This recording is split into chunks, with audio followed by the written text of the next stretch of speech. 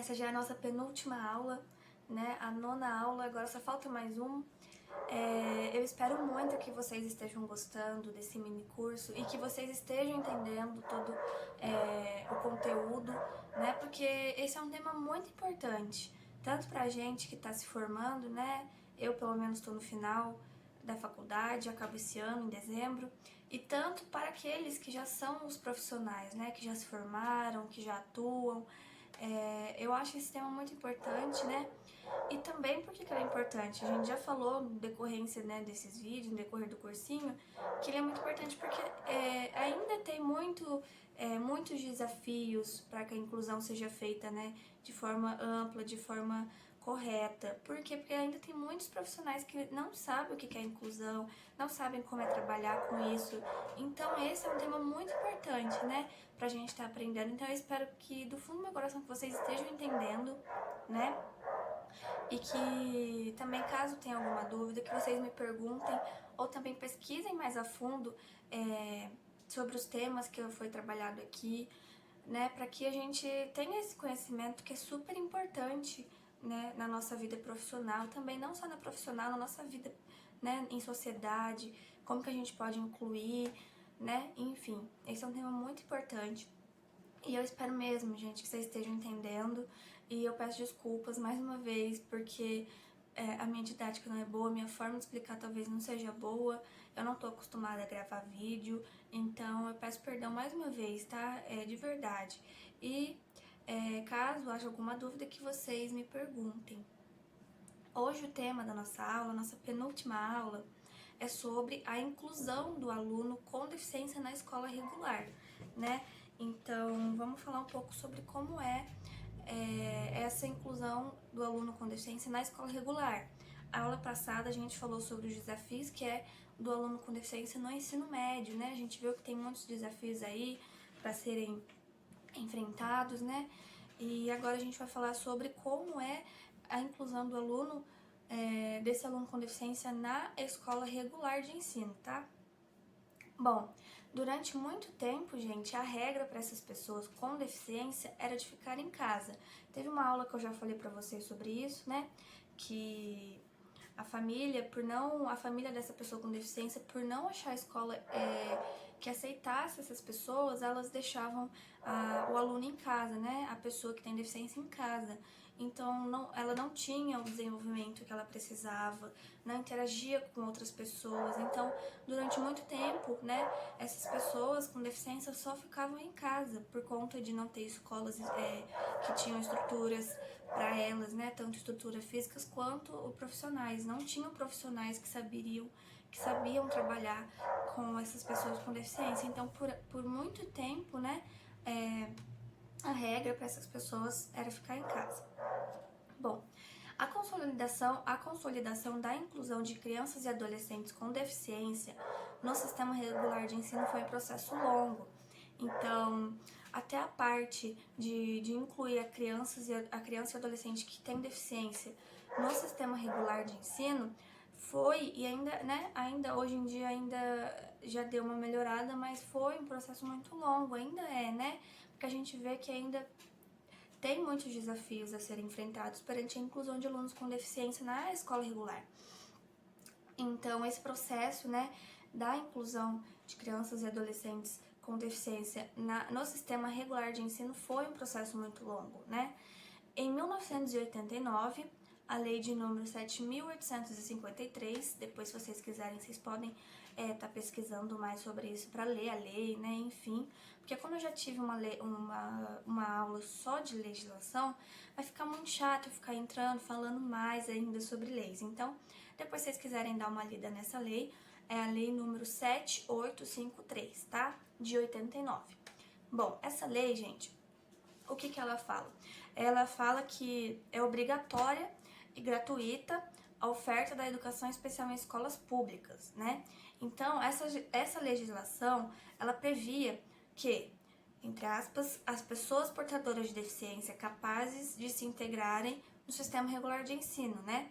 Que essas pessoas elas pudessem se matricular na mesma sala que outros alunos sem deficiência no sistema público e privado de ensino, mas ainda considerava as escolas especiais como principal opção, né?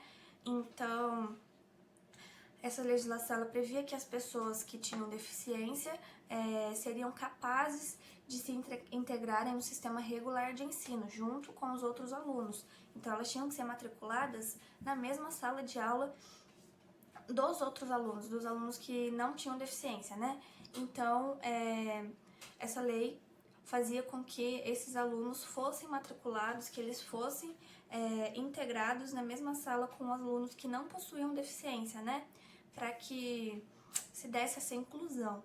Mas ainda, por mais que essa lei prevesse isso, a principal opção delas ainda era a escola especial, né? Para que ainda tivesse como opção a escola especial.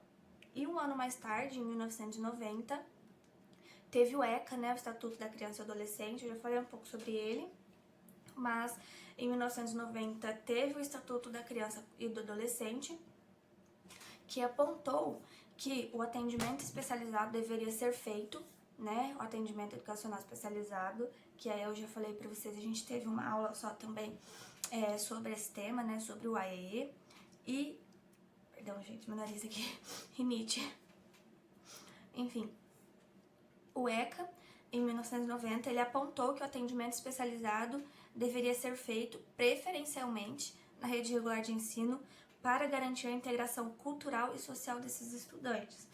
Então, né, um ano mais tarde, o ECA ele disse que o atendimento especializado deveria ser feito na rede regular de ensino, preferencialmente, para que seja garantida a integração cultural e social dos estudantes com deficiência.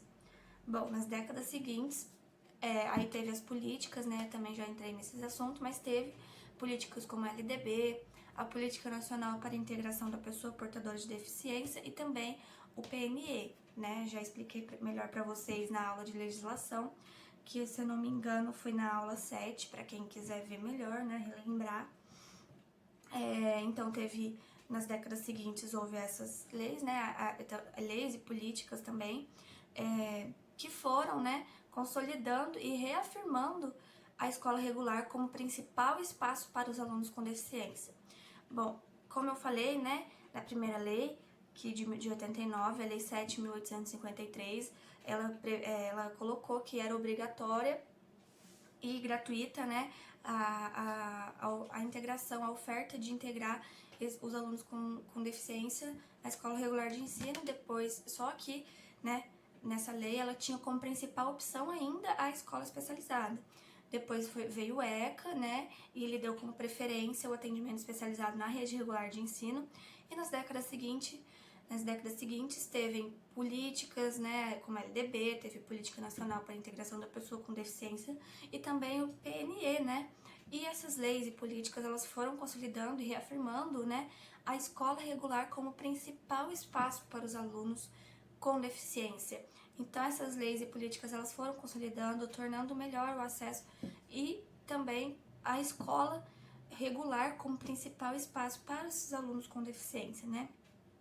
O censo escolar de 2019 indica que 87,2% desses estudantes, né, os estudantes com deficiência, estão hoje matriculados em salas regulares, enquanto 12,8% estudam em escolas especializadas. Então, se a gente for parar para pensar, para analisar, 87,2% dos estudantes com deficiência estão matriculados nas escolas regulares. Então, é muito bom, né? Foi um avanço muito grande, porque, como eu falei para vocês, durante muito tempo, as pessoas com deficiência, elas ficavam em casa, né? Não iam para a escola.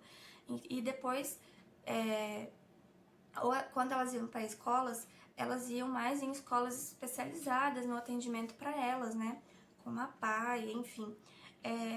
Então, depois das leis, depois das políticas, que houve a oferta de atendimento de atendimento nas escolas regulares para os alunos com deficiência.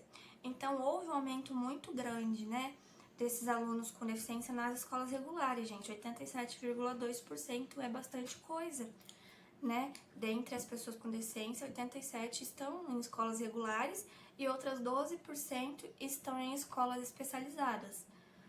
Bom, em 2009, o Brasil ele começou a implementar a Convenção dos Direitos das Pessoas com Deficiência da Organização das Nações Unidas, da ONU, que passou a vigorar com força de emenda constitucional a partir do Decreto 6.949 de 2009. Depois, se vocês quiserem pesquisar mais também, mais a fundo, que eu não vou ficar aqui lendo a lei de novo para vocês, né? Só vou falar um pouco sobre o que ela fala, mas depois, se vocês quiserem pesquisar para ver o que fala melhor, quais são, né, os artigos que compõem essa lei, esse decreto, é importante. Então, né, da convenção, a política privilegiou que a inclusão aconteça em escolas regulares comuns e, quando necessário, que haja o atendimento educacional especializado no contraturno. Então, o que eles falam aqui nesse decreto é que haja o atendimento educacional especializado, preferencialmente em contraturno, e que seja nas escolas regulares comuns, né? Como eu já falei para vocês sobre o atendimento educacional especializado, a gente teve uma aula somente disso, é a 5ª aula, né? Que foi de terça-feira. Então, por isso eu falo pra vocês que é muito importante a gente estudar sobre o AEE, porque cai muito, qualquer assunto que você vai ver tá falando sobre o AEE, tanto em leis, tanto nas leis do MEC. Gente, é muito importante, de verdade. E neste período também houve um avanço do entendimento sobre o trabalho com os alunos com deficiência.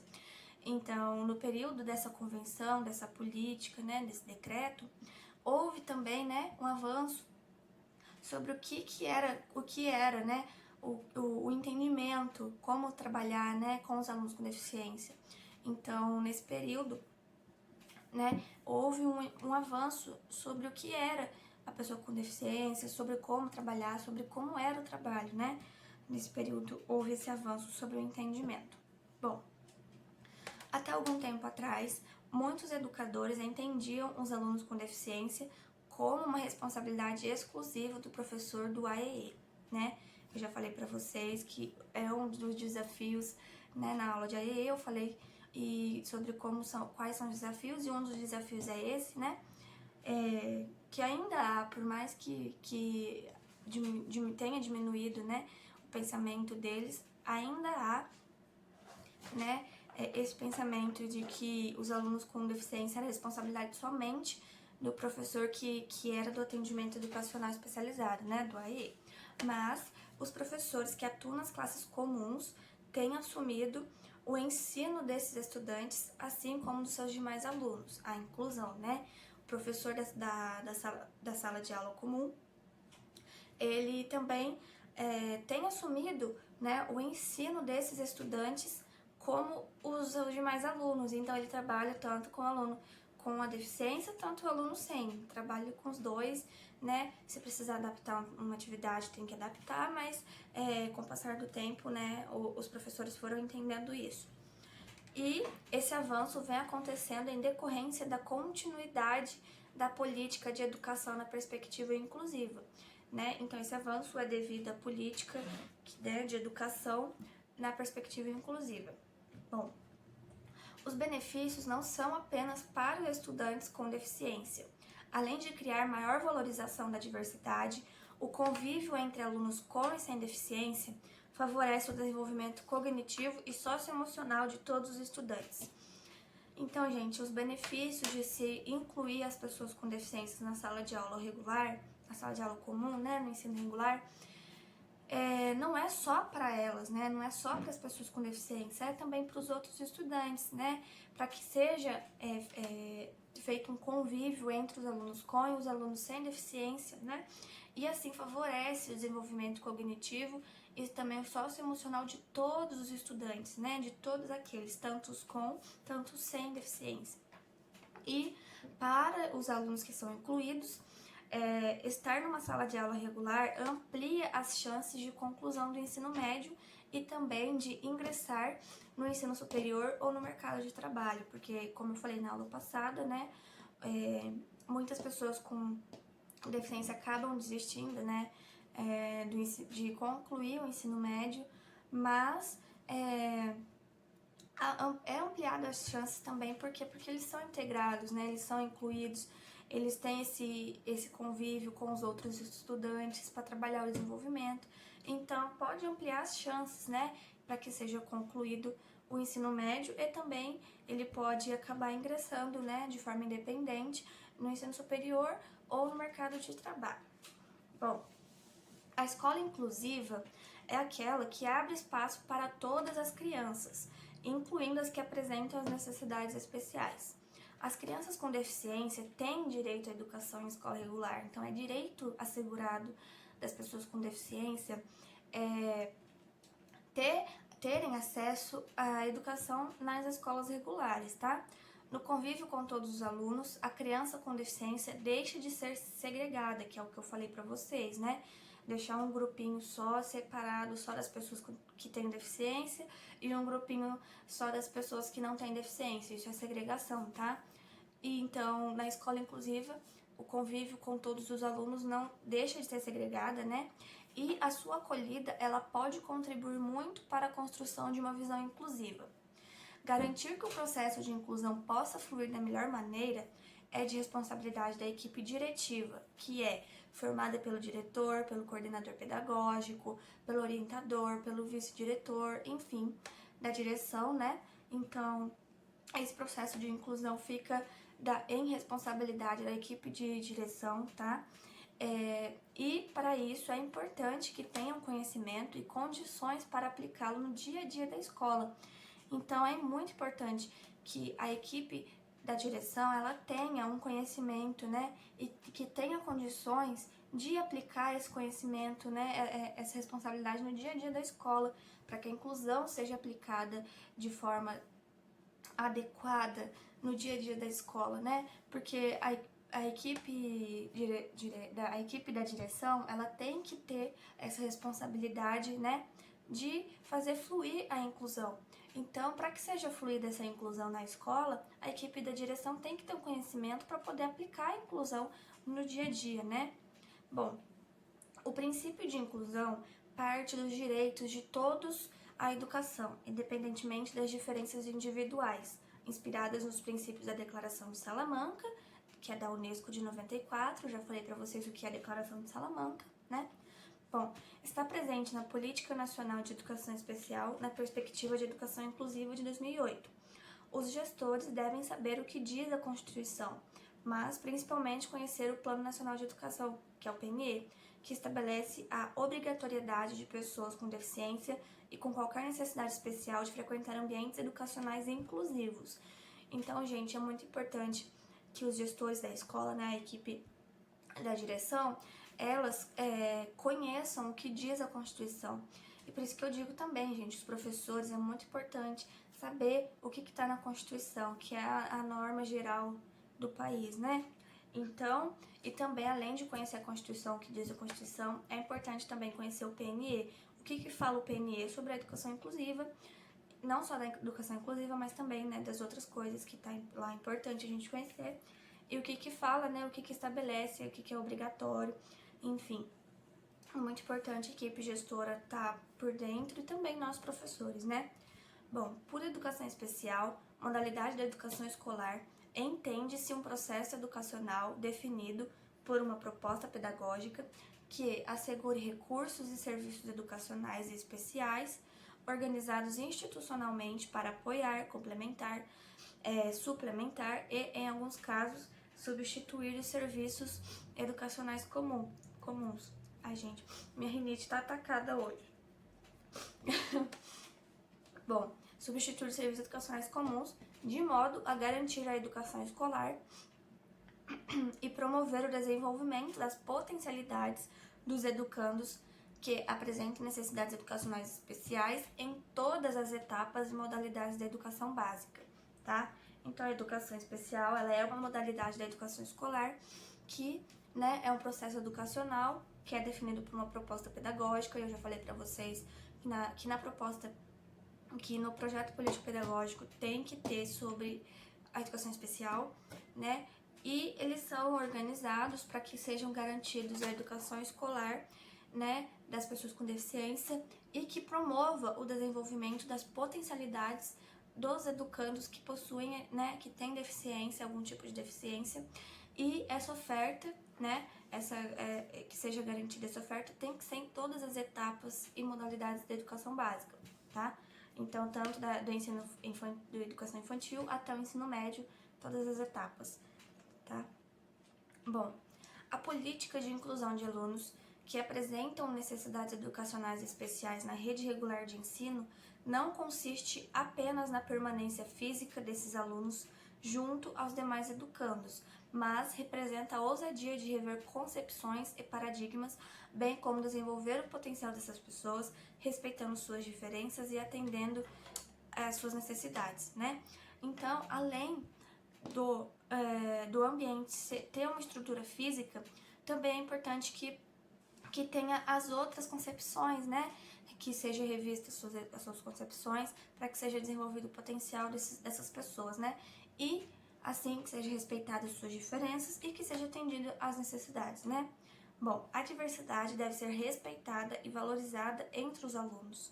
Daí a importância do papel na escola em definir atividades e procedimentos de relações, que envolvam alunos, funcionários, corpo docente e gestores, para que possibilite espaços inclusivos de acessibilidade, para que todos possam fazer parte de um todo, isto é, que as atividades extraclasses nunca deixam de atender os alunos com necessidades especiais, né?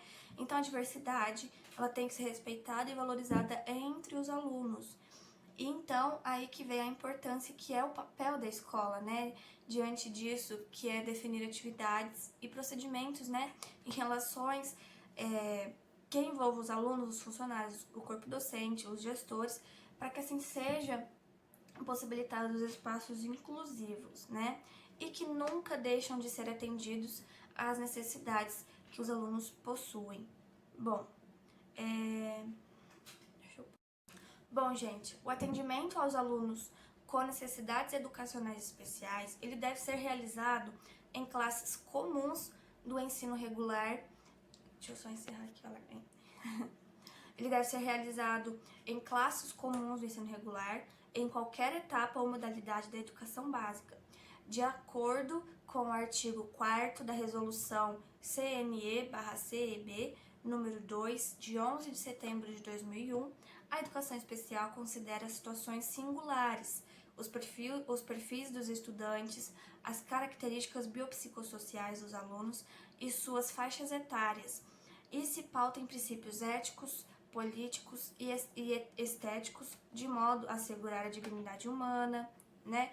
Enfim, aqui tem vários pontos, depois eu não vou ficar muito lendo aqui pra vocês, porque, né, como tá na lei, depois eu acho melhor vocês dar uma lida, fazer o resuminho de vocês, que assim eu acho que vocês entendem mais. Então, ó, é aqui, vocês pesquisem aí, ó, artigo 4º, vou aqui anotar pra vocês, tá? Porque tá no slide da resolução, aqui, ó, CNE, minha letra tá horrorosa, gente, mas dá pra entender. CB, número 2, minha letra, não sei se vocês vão entender, de 11 de setembro de 2001. Ó, eu acho que vocês vão entender, mas ó, aqui, tá? É isso. Aí se vocês quiserem ler, acho melhor, tá? Bom, a igualdade entre as pessoas é o valor fundamental quando tratamos de escolas para todos, né? Podemos encará-los de vários ângulos, mas em todos os sentidos da igualdade não se esgota no indivíduo, expandindo as considerações para aspectos da natureza político, social e econômica. Bom, ainda, gente, existem diretores, professores e pais que apresentam uma certa ignorância em acertar o perfil dos alunos, em acertar que o perfil dos alunos mudou, que as crianças e adolescentes hoje não são mais os mesmos que tiveram acesso à escola do passado, né? Ainda tem muitos diretores, professores, até mesmo pais que ainda têm uma certa ignorância, né? E não aceitam o fato de que o perfil das crianças, dos adolescentes de hoje mudaram, né? Não é igual a escola do passado. O preconceito é destacado quando se trata do aluno com dificuldades para aprender por ser ou por estar deficiente do ponto de vista intelectual, social, afetivo, emocional, físico, cultural e entre outros. Existem também preconceitos de alunos de raça negra, de famílias de religiões populares, filhos de famílias desestruturadas, de mães solteiras e pais omissos, drogados e marginalizados.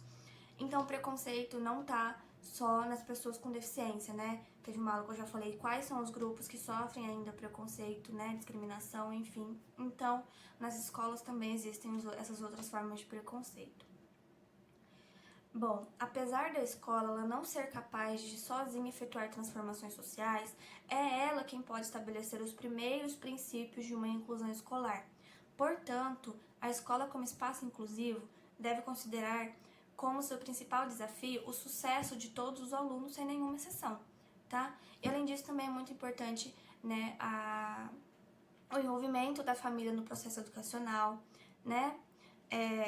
E também é possível aqui, gente, citar umas estratégias pedagógicas diferenciadas e formação de rede na escola. Bom, a utilização de estratégias pedagógicas diferenciadas é, sem dúvida, uma vertente para a equiparação de oportunidades. Porém, para que os professores possam utilizá-las, é preciso que reconheçam todos os seus alunos sujeitos capazes de aprender, favorecendo a construção de uma educação de qualidade para todos os envolvidos.